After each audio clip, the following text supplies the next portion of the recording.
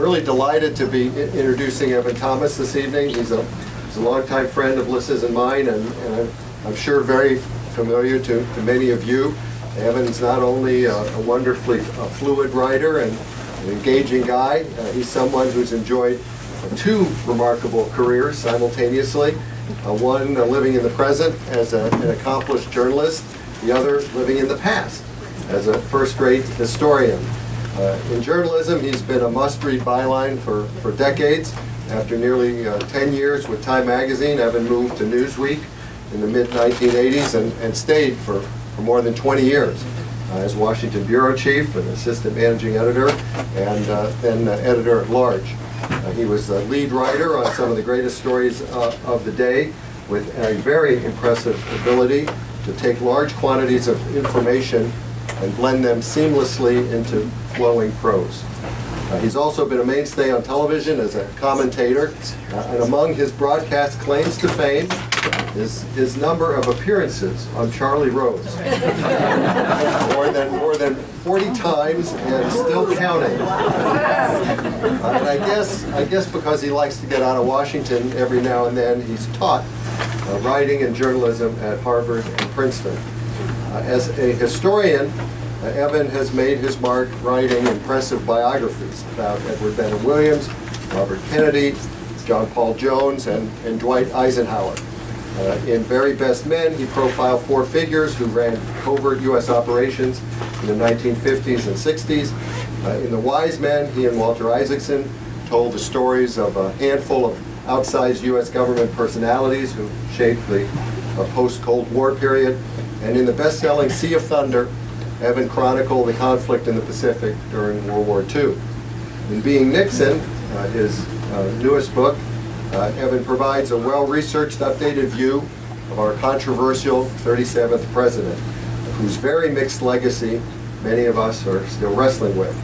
Evan himself notes in the acknowledgments that as a creature of the East Coast media establishment, which Nixon despised, he might not have been considered, especially by old Nixon hands, as inclined to approach his subject with objectivity and fairness.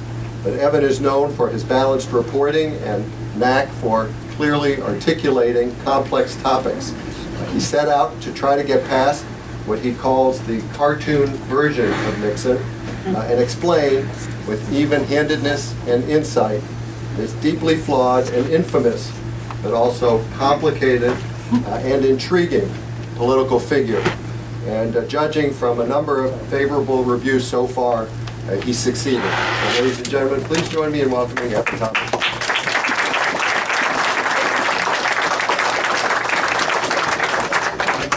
Is Politics and Prose the greatest bookstore ever?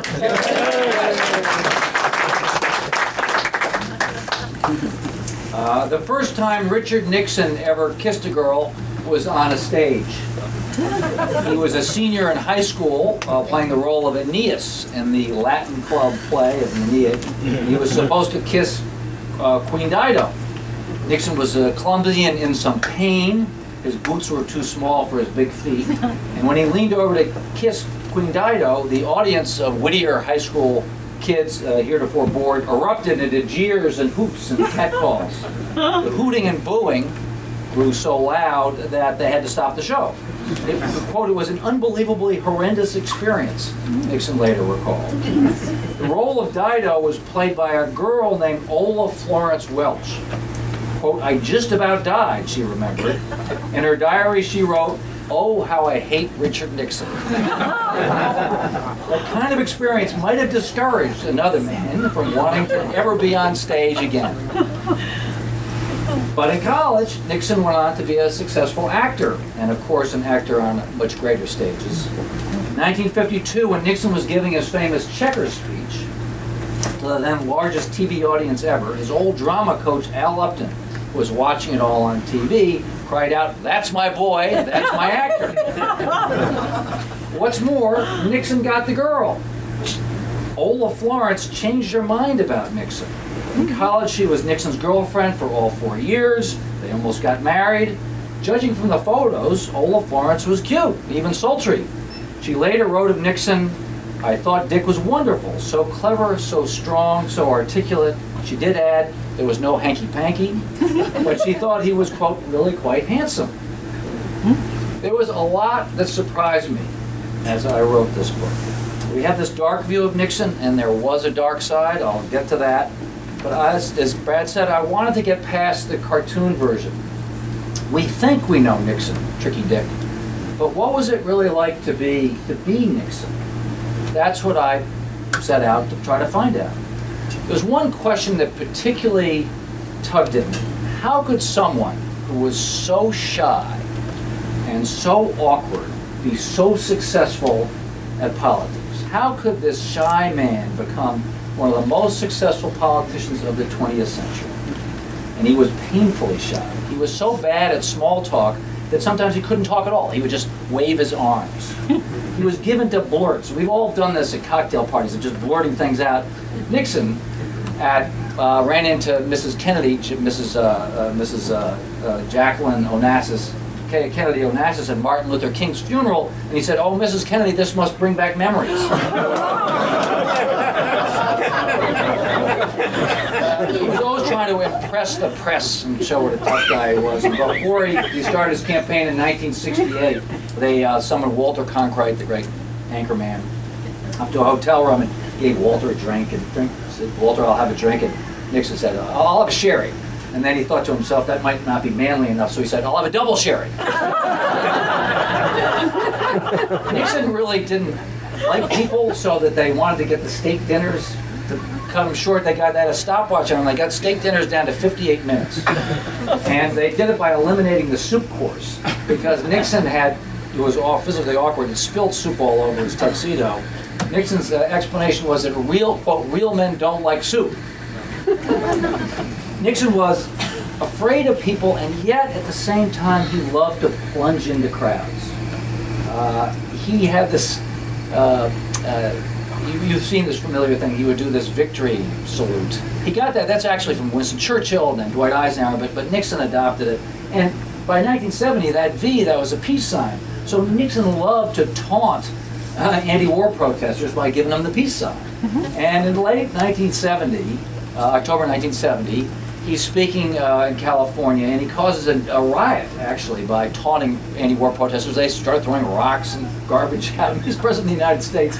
And that night, I'm going to read you from Haldeman's diary. H.R. Haldeman was Nixon's chief of staff.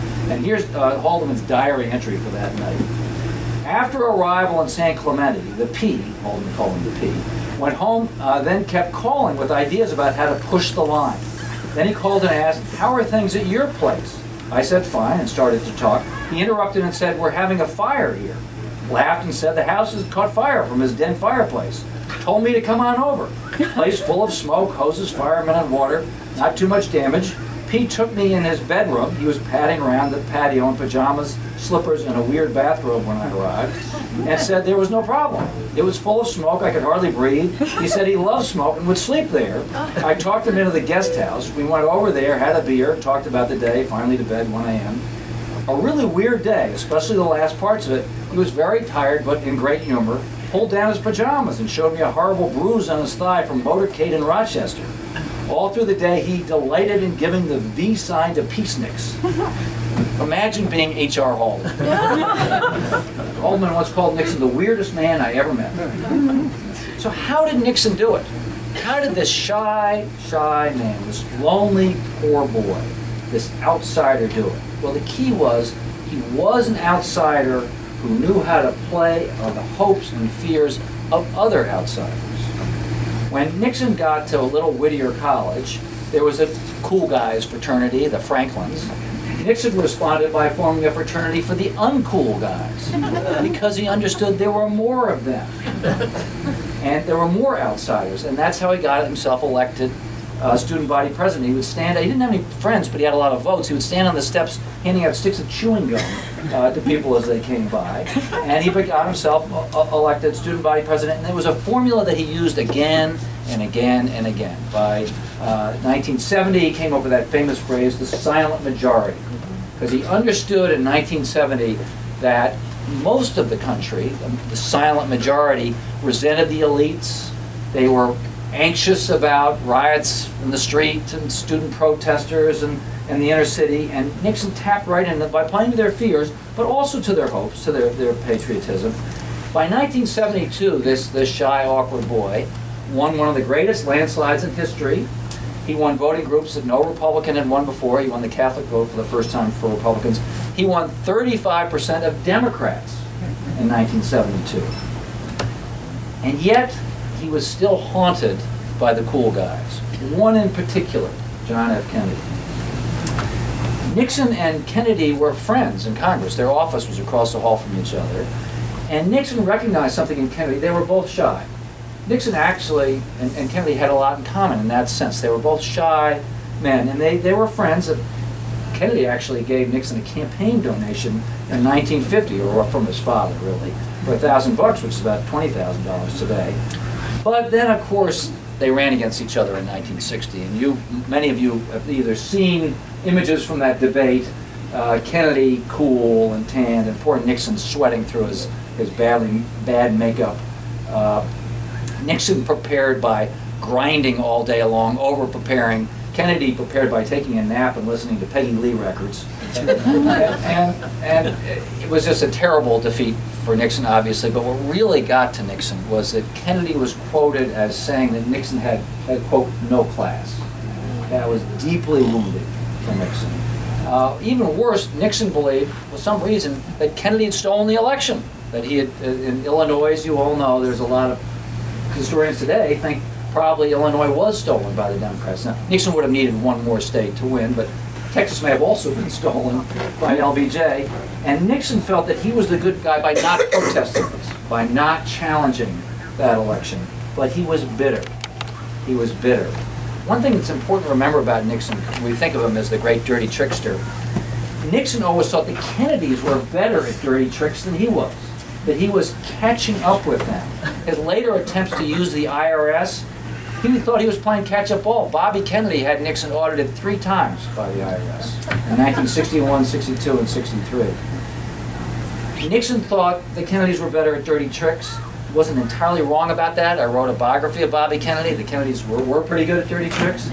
But of course, Nixon exaggerated and in his own mind made it worse than it actually was. The other cool kids, so to speak, that drove Nixon nuts were the Georgetown set, so-called Georgetown set. Joe Alsop, my old employer, Mrs. Graham. Back in the day, they really did have some power. Those dinner parties, the heads of the CIA and the State Department would get together. And in 1950, after Nixon won his U.S. Senate race, Joe Alsop invited Nixon to dinner to kind of check him out, to see who was this new guy. Well, of course, Alsop introduced Nixon as Russell Nixon. And Averell Harriman, the ambassador Harriman, saw Nixon and turned his plate over and said, "I will not break bread with this man," and walked out. Now you can imagine how Mr. and Mrs. Nixon, how Richard and Pat Nixon felt, this awkward, shy couple coming to these sophisticated people and to be treated like that. And it just left a bad taste that he never lost. And it got worse after he was elected president. Nixon sent Henry Kissinger to be his ambassador to this world, to Mrs. Graham and to the Georgetown crowd. And Kissinger did great with this crowd. He was charming and funny, but pretty soon he was making sly jokes about the president, pretty much on a weekly basis, joking about fearless leader and talking about his drinking habits. Of course this got back to Nixon. How could it not? And Nixon tried to be philosophical about it. He said, well, Kissinger's insecure, he needs this kind of support. And he would tease Kissinger. He would say, when Kissinger was leaving for the evening, he would say, there goes Henry off to talk to his Georgetown friends, or there goes Henry off to talk to the Washington Post. But of course it wounded him. And he just couldn't help it. He wanted to get even with Kissinger and with the Georgetown crowd, and that kind of festering resentment was just building in him. And those famous White House tapes, interestingly, he installed those tapes to rebut Kissinger. The reason why he put those tapes in was to have a record so that he could rebut Kissinger's version of history. Because Kissinger was going around saying, I'm the dove, Nixon's the hawk, I'm the reasonable guy, Nixon's the crazy person. was something to that, but it wasn't the whole truth by any means. And Nixon wanted a record on things like going to China. Going to China was not Kissinger's idea, it was Nixon's idea. In fact, when Haldeman told Kissinger that Nixon wanted to go to China, Kissinger's response in 1969 was, quote, "fat chance." Now the tapes are terrible. A lot of you have heard excerpts of them. They don't lie. Nixon said terrible, vile things, anti-Semitic remarks, racist things. But I listened to a lot of these tapes, hundreds of hours of these tapes, and my strong impression is a lot of this was posturing on Nixon's part. When he's being awful, it's this kind of awful, fake, macho man thing. It's not kind of unusual for that period and that type, a certain kind of male who has to show what a man he is by swearing a lot. The swearing was no more swearing that happened, say, at the Washington Post Company where I worked. But there was an arrogance there, and yet it contrasts with his coolness at other times. When he's talking to world leaders, when he's talking to Brezhnev or Mao Zedong, Nixon could be very cool, and he was good with world leaders because he didn't preach at them. He's terrible at small talk, so he didn't even try. He talked about interest and not ideology, and he got right down to business, and they liked that about him. And he was a fairly cool hand in those circumstances. In his office with Haldeman and Ehrlichman, he could get wound up and say a lot of very bad stuff, but there's a kind of tinny quality to his swearing. LBJ, he knew how to swear. Nixon is there's something fake about it. And there's another side to Nixon. Late at night, Nixon would take his yellow legal pad, which his aides called his best friend, and he would go to his hideaway or the Lincoln sitting room and he would make notes to himself. And those notes, he would describe the man he wanted to be. And he would use words like joyful and serene and inspiring and confident, all words we really don't associate with Richard Nixon. But this was the person Nixon wished to be. He didn't do this once or twice. He did this all the time. And he aspired to be somebody he couldn't really be. It would last for a while and then he would lash out. The tapes are not wrong, but again, the tapes miss things. Nixon was deeply substantive. If you listen to enough of those tapes, he has a level of knowledge and expertise, particularly in foreign policy, that is deep. Nixon was always saying that he hated intellectuals. He was saying, he said, quote, "I don't like intellectuals. There's something feminine about them. I'd much rather talk to an athlete." Well, Nixon was a terrible athlete, but he was a great intellectual.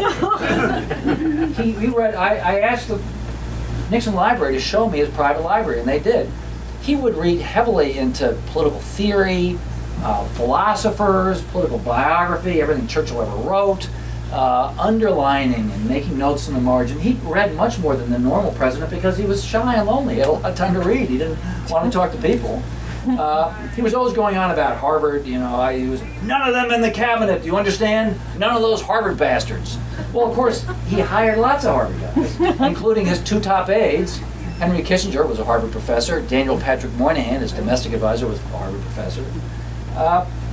So he would give these crazy orders, cut the CIA in half.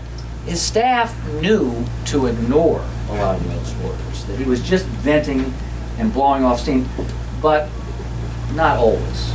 Not always. Pentagon Papers leak, you remember this. It wasn't even about, Nixon's not even mentioned in the Pentagon Papers. It's really about the Johnson and Kennedy administrations. But Nixon gets himself all wound up, partly for some legitimate reasons. He really doesn't like leaks at this point because they're conducting secret diplomacy with China, and Nixon's afraid that's going to leak out.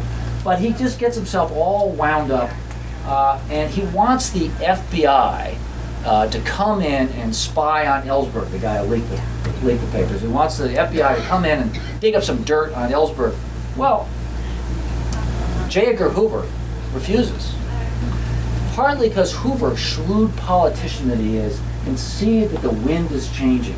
There are starting to be lawsuits about illegal bugging and tapping. The Warren Court and the Supreme Court, the law is starting to change. Hoover has been running this whole empire on blackmail all these years, is starting to go, you know, I think I'm going to get out of this business because we're all going to get caught. What that meant was that Nixon, since the FBI wouldn't do it anymore, Nixon went in-house and he created the plumbers. That was an in-house operation.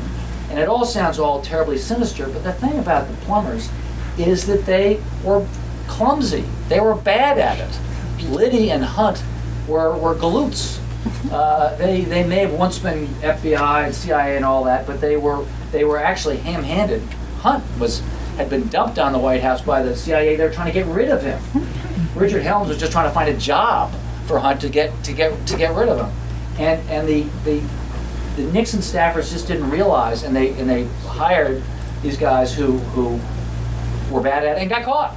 They got caught breaking into the Watergate and Ellsberg's office and all that. Nixon didn't know anything about the break-in. He found out about it after the fact. And yes, he conducted a cover-up. That's absolutely true. But if you listen to the tapes, it's clear that Nixon is shy, and he's one of the reasons why he doesn't find out about it and doesn't do anything about it. He's too shy to confront his own subordinates. He would ask, you think Mitchell knew? John Mitchell, who was the head of the committee to re-elect the president, former attorney general, who was kind of running the whole show. Nixon would say, do you think Mitchell knew? But then he would back off, and he never got them all, Haldeman and Colson and Dean and Mitchell, he never got them into one room and asked them what happened. Huge mistake, because by the time he really sort of started paying attention, the cover-up was well along.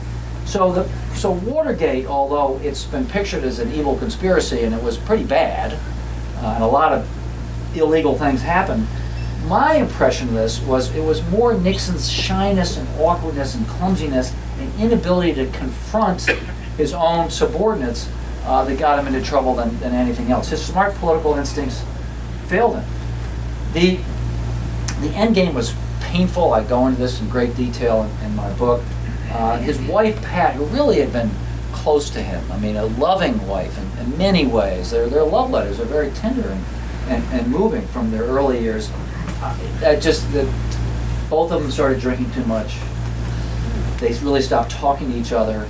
A guy named Frank Gannon, who wrote Nixon's memoirs, was a ghostwriter for Nixon's memoirs, and was around then, said that at dinner they would not talk about the main thing. They would talk about anything but the main thing. But at night they would pass little notes to each other, leave notes on their pillows. It was like out of Tolstoy, leaving little notes of the pillow, always avoiding the main topic and trying to be polite with each other as their world collapsed. When Nixon decided to resign, he didn't tell Pat, he told Rosemary Woods, his secretary, to tell Pat. That's how distant he was at the end. And of course he got, that famous scene of him getting on his knees with Kissinger and asking Kissinger to pray with him on the last night. That's a true story. Kissinger came back to his office, to his aides. He was sweating. He was so kind of undone by this, and started to tell them, his aides, about this. And the phone rang, and it was Richard Nixon on the phone asking Kissinger not to tell anybody because he was so embarrassed. Kissinger put his aide on an extension, and it was in the Washington Post in 2 days. Nixon, when he left office, almost died of phlebitis. A nurse was literally at one point slapping his face, saying, "Wake up, Richard, wake up." But he came back. Nixon was, if nothing else, resilient. And he came back. He would have these dinners for all the journalists that he hated. He would have dinners, and one of them, Michael Kramer of Time, came to his townhouse and got glad to be asked, and Chinese dinner and all that, and had to make a phone call, and so he used Nixon's study, and he found that Nixon had not only written out his talking points for the dinner, but his small talk as well. Bad jokes, the whole thing. Always prepared. Now Nixon did repair his marriage. He did. When Pat died, there are photographs of Nixon. He is undone. He's not just crying, he's sobbing and bawling. He's inconsolable.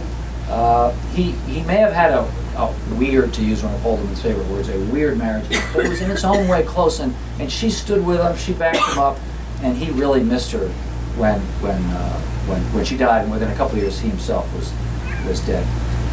Nixon could never admit really that he did wrong. He sort of did with David Frost. Some of you have seen those tapes or saw that show. And Nixon says, I gave him the sword and they stuck it in. And then typical Nixon fashion, he said, of course I would have done the same. But he never admitted to that he'd done anything immoral. And one thing about Nixon was he had this kind of lack of self-awareness, not until the very end of his presidency. Literally his last words as he's talking to his staff at the White House, about to get on the helicopter to fly into exile, he says to his staff, always remember, others may hate you, but those who hate you don't win unless you hate them and then you destroy yourself. Too late! Did that just occur to him? I mean, that's the whole story right there, in one sentence. That is the whole story of Nixon's self-destruction and demise. The night before that, Nixon was talking to his son-in-law, Eddie Cox, getting some books in the library, and Nixon said, well, it's kind of like Shakespeare or a Greek play, this has just got to play out. That kind of got my attention. I looked at Nixon's school papers, which are preserved at the Nixon Library, to see if Nixon himself had read Shakespeare and the ancient Greeks. And he had read Julius Caesar. I found paper on Julius Caesar, but he totally missed the boat. He never got the idea of hubris or flying to any of those. That was all lost on him. Interestingly, Nixon's brother, Ed, told me Grandma Milhouse had warned them against hating enemies. She was a Quaker, and that she said that's just going to get you into trouble. It was a lesson lost on Nixon. He just couldn't get it. It's like Nixon had a sense of destiny, like Aeneas in Virgil's play. He thought he was destined to be a great man, and even though he was shy and lonely, he was going to be that great man. There's a very affecting scene in Leonard Garment's memoir. Leonard Garment was a lawyer in New York, somewhat of an odd couple, Nixon and Leonard Garment was a New York jazz musician, a Jewish guy who had voted for Kennedy's, and yet he and Nixon were good pals. And they went down to Florida together to give a speech, and they were supposed to spend the night in a new housing development. And Nixon's got very keen political instincts. The last second had a twitch that the owners of this new development were going to use Nixon somehow to promote their development. And he was going to be used in some uncomfortable way. So at the last second, Nixon said, we're not doing that. And they got in their limousine and drove 40 miles to the house of Elmer Bobst, who was an old Nixon patron, big money guy. Well, they got to Nixon's fancy estate in Florida. It was all closed up. It was dark. There was a gate and a wall around it. So Nixon said, okay, Leonard, over the wall we go. And they're in their wingtips, and they threw their briefcases over, climbed over the wall, went into the pool house, and found a couple of beds. And Nixon, who was a chronic insomniac, just a guy who just never slept, started talking to Garment about his hopes and fears. And he said it was like summer camp, Garment said, lying there in these two little cots. And Nixon went on and on about his parents, but also his desire to accomplish things in the world, to be engaged in the world. And he said that, if he didn't do this, if he didn't get back into public life, this is in between being vice president, losing the governor's race in '62, and his so-called wilderness years before he runs in '68. If he didn't get back into public life, he would be mentally gone in 2 years and physically dead in 4. That he just had to be in public life. He said, I'll do anything to get back in public life except see a shrink. Well, of course he was seeing a shrink. A guy named Dr. Hutschnecker, he didn't see him very often, but he did see him. A typical Nixon contradiction. I kept asking, but it begs this question of how self-aware was Nixon. I kept asking people, do you think that Nixon was self-aware? And most people said no. Brett Scowcroft said, well, I think every once in a while he took a little peek at himself. I asked Jim Schlesinger, who had been Nixon's Secretary of Defense and CIA Director, and Schlesinger said no, and then Schlesinger looked out the window and said, who is? And it's a fair question, particularly for famous, powerful men. If you think about yourself too much, it's hard to get out of bed and try to save the world if you're kind of worrying about who you are, really. So that blinder, those blinkers on, that's characteristic of powerful men. But Nixon had it worse than most. And yet, I can't prove this, but I'm convinced that Nixon at some level knew that he was locked in this terrible struggle. I think of him writing those notes late at night about wanting to be a better person, about wanting to be joyful. He couldn't pull it off, but he wanted to be that person, and he knew, I think, that he was locked in a struggle with the darkness. He lost it. He lost that struggle. But it's a great tragedy. It's a great story. I think one of the great stories of our time, and I hope you read it.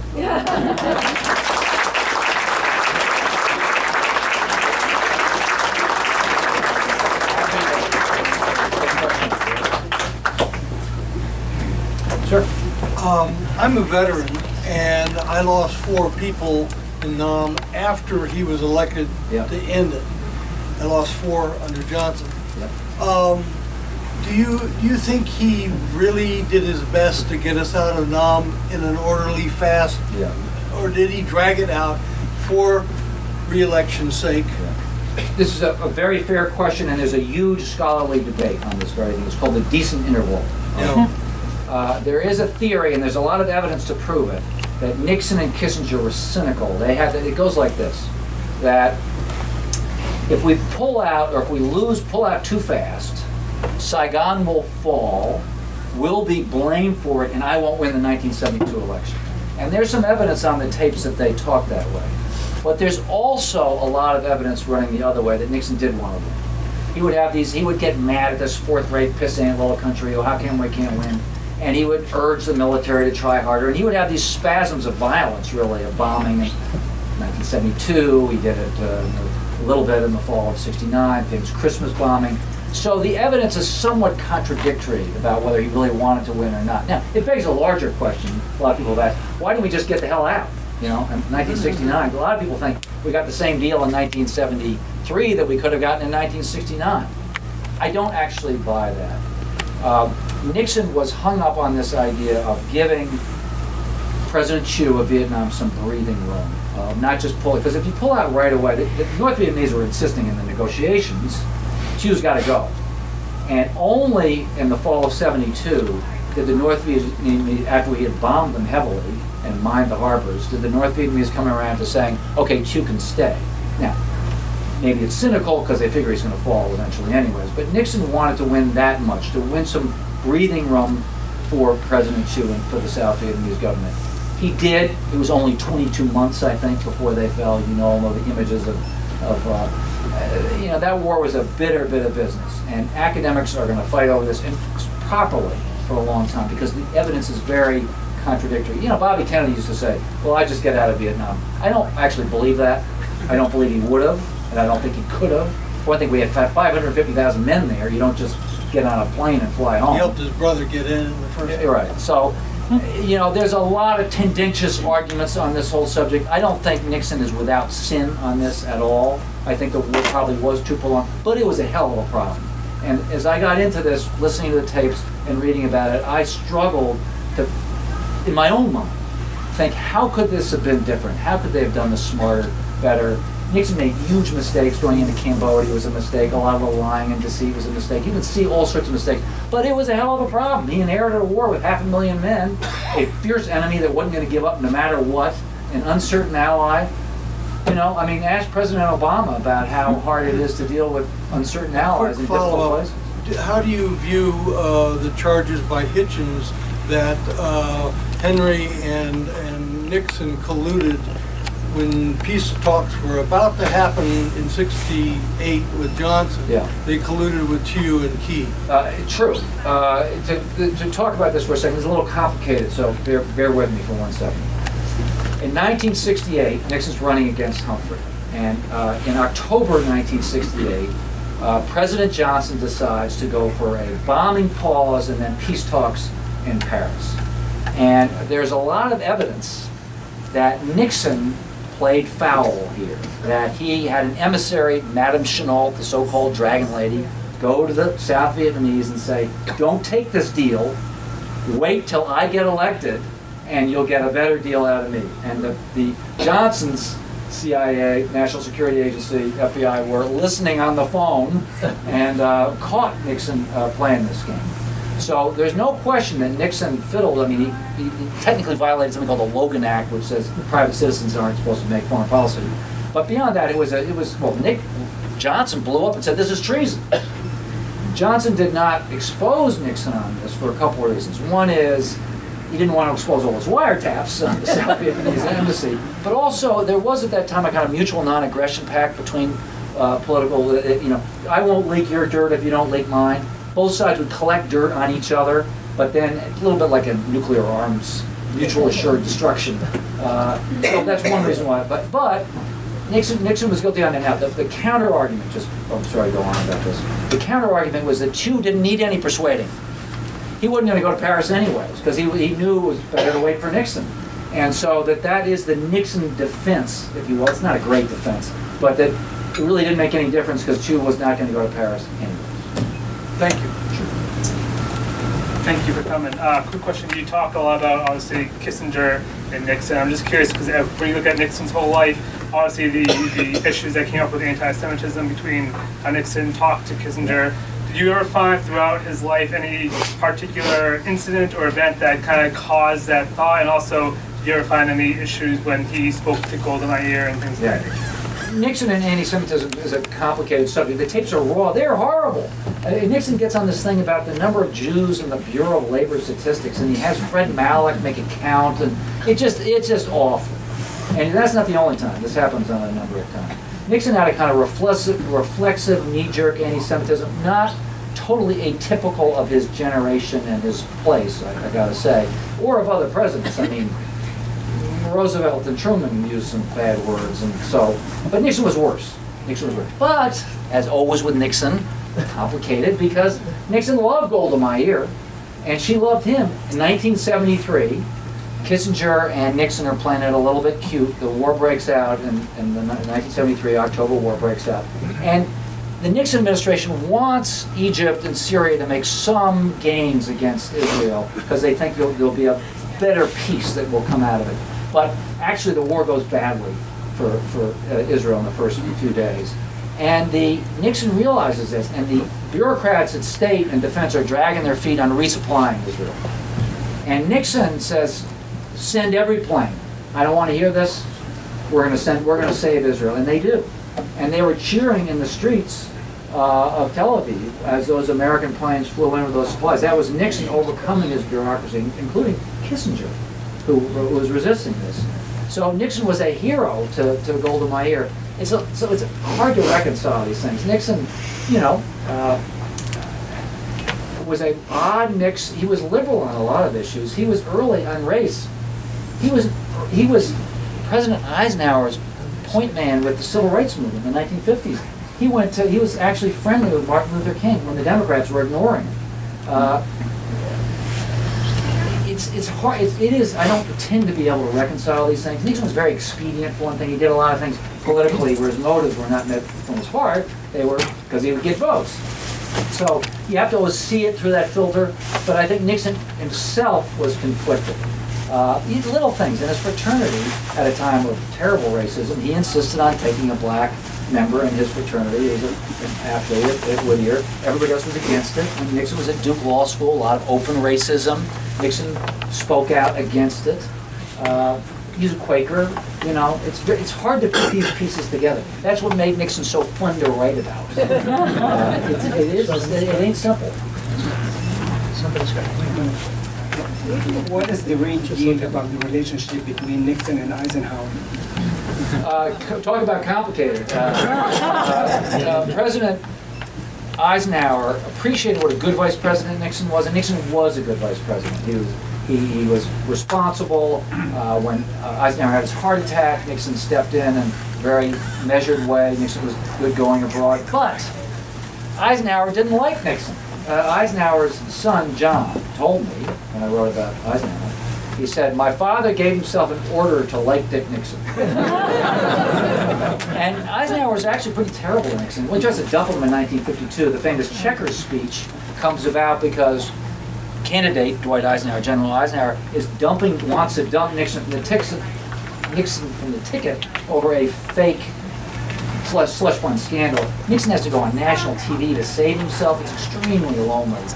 And then Eisenhower tries to dump him again in 1956. Nixon is so sick that he ends up in a hospital with psychosomatic illness over this. And then finally in 1960, Nixon's running for president now.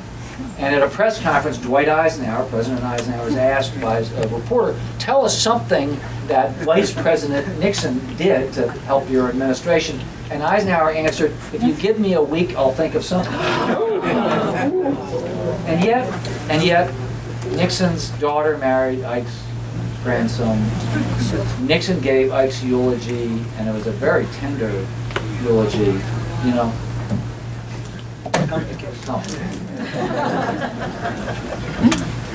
Another character at that time who's been kind of caricatured is Alexander Haig. What's your view on him, and how has it changed much when you did the research? He's a tricky guy.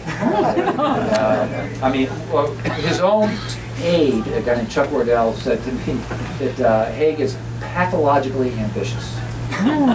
He was a great, brave soldier, but a great political soldier more than anything else. Was constantly being vaulted over other generals. And he played a lot of double games. He was Kissinger's chief aide, but would sell out Kissinger when he was with Nixon, and then sell out Nixon when he was with Kissinger. He could play all sides of the street. There's some question about whether Haig was really loyal to Nixon. You may recall that when Haldeman and Ehrlichman were fired in April 1973, Haig becomes Nixon's chief of staff, and is for the last 15 months. There's some evidence of Haig being not entirely loyal to Kissinger, to Nixon in this period. I don't really know the extent of it because I think Haig was playing a lot of games at once, keeping his options open. But Haig is a guy you'd like to work for you because he was brilliant, smart, tough, great at shuffling the paper, but you wouldn't trust him. Once they lost the case of U.S. versus Nixon, I think Haig threw... Yeah, by then it was over. The issue is sort of how was Nixon behaving, how was Haig behaving before. There's a whole theory that Haig was leaking like crazy to Woodward. I'm actually not sure that's true, but there is a whole body of evidence that suggests that.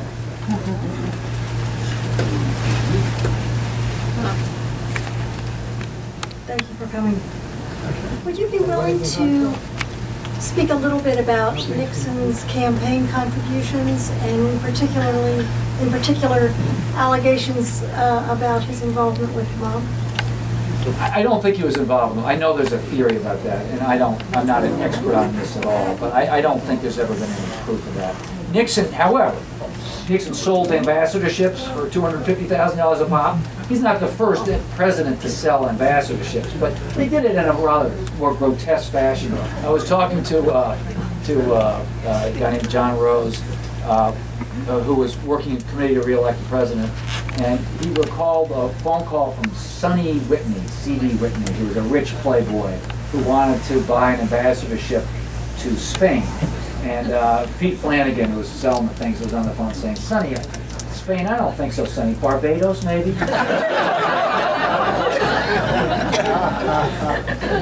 Will you talk, please, about Nixon's Southern strategy? Sure. And is it still effective? The key thing about the Southern strategy, as you know, was, we forget this, but the South, the American South, was solidly Democratic, the solid South for the Democratic Party, up until the 60s, and then it flipped, and it became Republican. That was partly because the Democrats endorsed civil rights, LBJ's Civil Rights Act.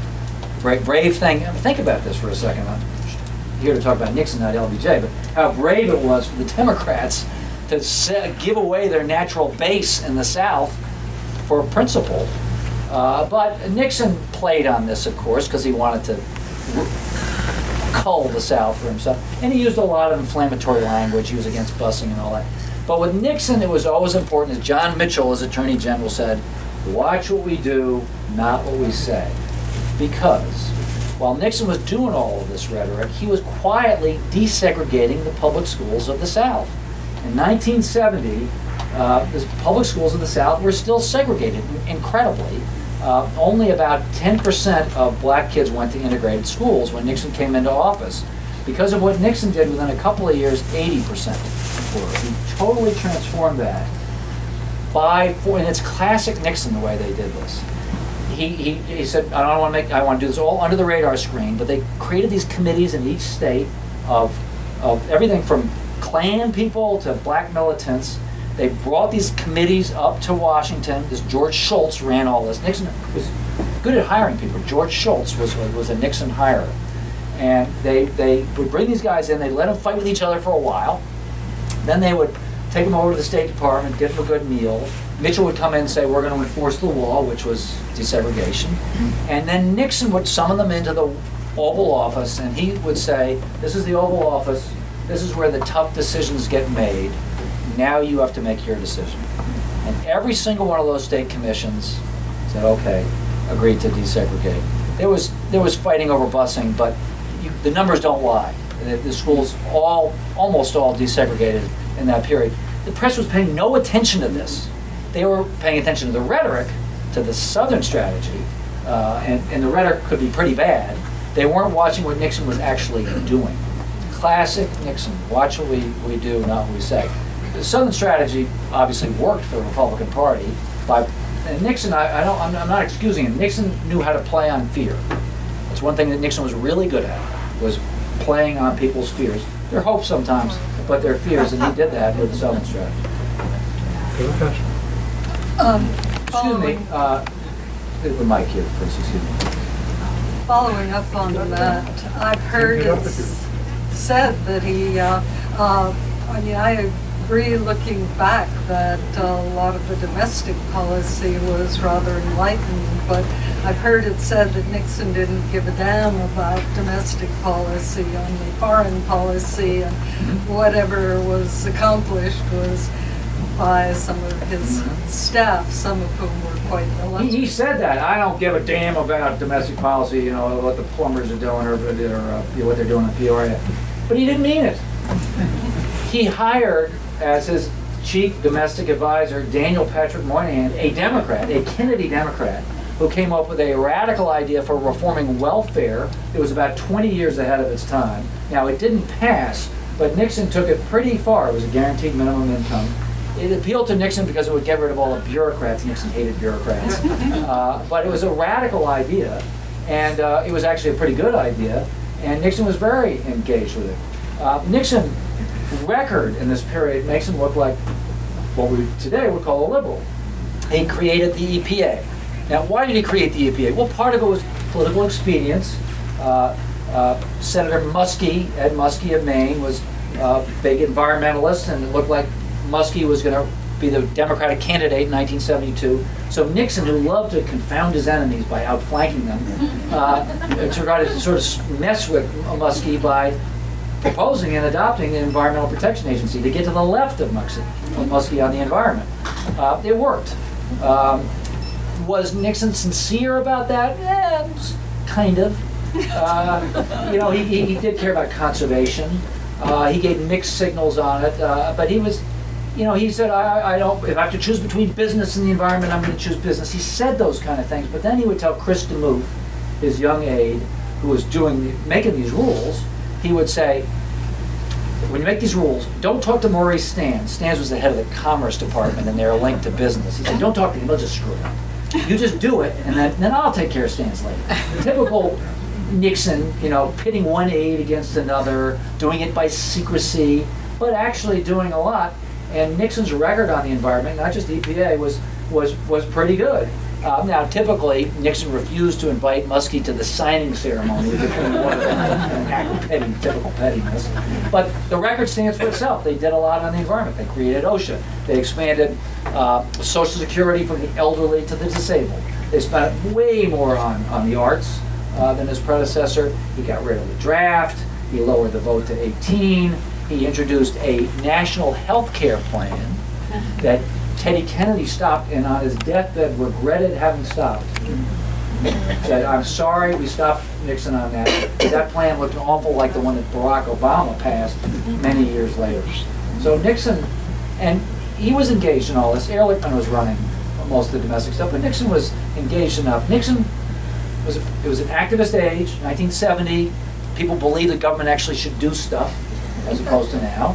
And Nixon was pragmatic, and he was willing to take half a loaf on a lot of things, and they got a lot done. Now, maybe it was for politically expedient reasons, but it's politics. That's how things get done. Nixon was willing to make compromises, and the record stands for itself.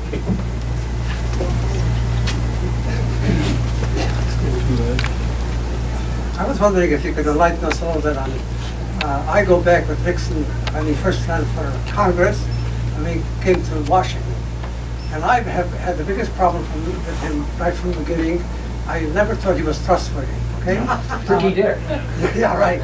But then, at that early, and the reason I mention that, because I remember when he was running the hearings, Alger Hiss, is that what you're thinking? yeah, Alter His and so on. It was the most railroader corrupt hearing I've ever seen in my life. Don't get me wrong, I'm not an expert. I was actually I was an immigrant at the time and so on. But I found it very un-American, okay? Only because he was very cynical about everything he did. Everything he did. I've never seen in politics, although now we see more of it. But at that time, he was like the most cynical, nasty man I've ever seen. He was conducting the hearings, and he didn't allow any defense or any rebuttal of any kind. He just had such control over the whole thing. I remember looking at this. And this You're not confusing him with Joe McCarthy, are you? No. It was at the same time, though. It was also at the same time. He was a red hunter. McCarthy's or something else. Look, Nixon could be extremely But he was cynical. very cynical and very outright un-American. Well, I'm not sure it's un-American to be cynical, but he was. I'll give you that. He was cynical, although not as cynical as he appeared to be. Nixon was a blusterer. He was a show-off. He sounded more harsh and macho than he actually was. That was defense. He was a shy guy putting up this kind of awkward defensive sounding, and he sounded insincere. He wasn't quite as insincere as he sounded. He could be insincere, but he also, look, Nixon was genuine about his patriotism. He was genuine about public service. One of the tragic ironies is that Nixon, through Watergate, did a lot to diminish the public's faith in government and the public's faith in service. This would break Nixon's heart to think of this, because Nixon believed in service, and he believed in serving your country, and he believed in his country. He believed in Washington, and yet he did a lot to make people not believe in all those things. And that is one of Nixon's tragedies. Thank you. Because I'll tell you, you mentioned patriotism. Okay, we got to take the next question, but thank you. Could you discuss his impact on the Supreme Court? I recently heard a speaker at the Historical Society of the Supreme Court, and they were saying that at one point they were going to nominate one of the first women members, and that she was so horribly vetted that she was a preposterous candidate, and that it was all political expediency. But what would you That's an interesting Nixon story. Mrs. Nixon, Pat Nixon, was pretty serious about wanting a woman on the court. And it's, again, hard to read Nixon's sincerity on this. But they did have, there was a candidate that they vetted, the ABA, the male, this is 1970, the male-dominated retro, you can imagine what the ABA committee was like in 1970, wouldn't go for her, so Nixon backed off fairly quickly. But I think it's significant that he ran her up the flagpole, so to speak, and thought about it. And he joked when they said no. He said that there was going to be hell to pay with Pat, and he was right about that. Nixon was surprisingly ahead of his time on women's rights generally. He set out. He got a very. He set out to hire good women. This was early days. They did more than Johnson ever did.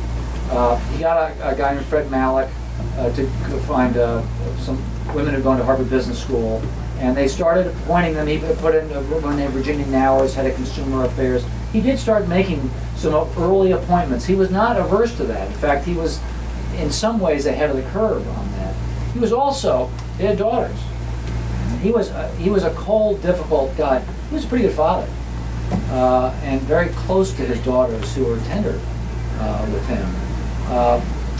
Now, I don't want to go too far down this road because it was Richard Nixon, but you have to take the whole man, and there were pieces of him that did try to do the right thing.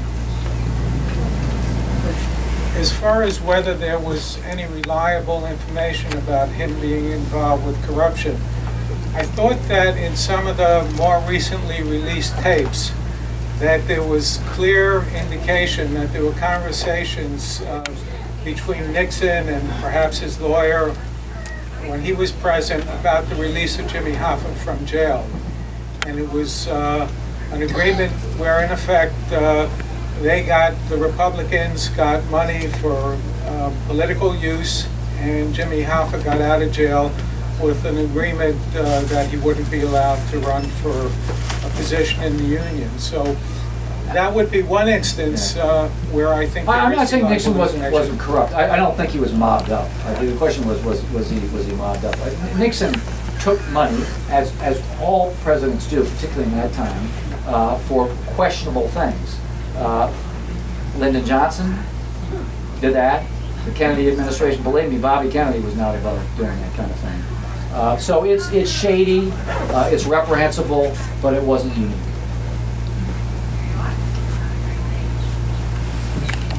First of all, I'd like to thank you for authoring what I consider to be one of the fairest books about President Nixon that's ever been written. My question is about the rapprochement with China. I haven't read the book yet, I will admit that.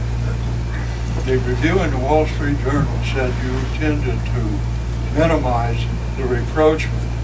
My understanding is the rapprochement was conducted in order to put the kibosh on world communism, which it did, because of the Chinese, because of the Soviets fear that the Chinese could open up fronts every 500 miles on that 3,000-mile front that the two countries share. I'd like for you to comment on your views on the Nixon doctrine and the effect that the reproach had worldwide. Nixon did this all under the radar for a long time. He went to Europe in the early 60s, and Konrad Adenauer and de Gaulle, German and French heads, said, you know, you ought to go to China. This was a private conversation. Nixon heard them. He wrote a foreign affairs piece in 1967 saying, we need to include China in the community of nations. Nobody paid any attention to it. Typical lazy reporters were too busy covering the campaign to see what he was actually talking about. He gets into office, and he had a number of motives here. One was just this higher thing of you can't forever exclude the Chinese. They're about to get nuclear weapons. They got 1 billion people. You got to bring them in the game. But then there was also geopolitics involved. The Russians and the Chinese were about to go to war. There was real tension on the border. And Nixon saw a chance to play one against the other, to make the Russians anxious about the Chinese and the Chinese anxious about the Russians. Nixon loved this kind of pitting one side against the other. And he played that actually, and Kissinger deserved credit. Kissinger was good at this kind of thing. They did play them against each other to their mutual benefit. Ultimately, Nixon wanted the Chinese and the Russians to tell the North Vietnamese to take a deal. That didn't really work out. They had this word linkage, that they were going to link all these things together, ultimately to lean on the North Vietnamese government, to have their main patrons lean on them to take a deal. And the North Vietnamese were pretty stubborn.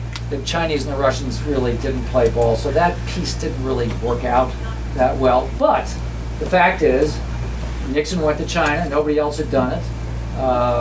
It took a Republican to do that. It was the right thing to do, and it took some guts and some vision to do it. As an afterthought, the number of things that you've outlined here that Nixon actually accomplished, I constantly, despite all of his facts, all of his faults, wonder why he isn't given more credit than some of his colleagues who've accomplished. Because he disgraced his office.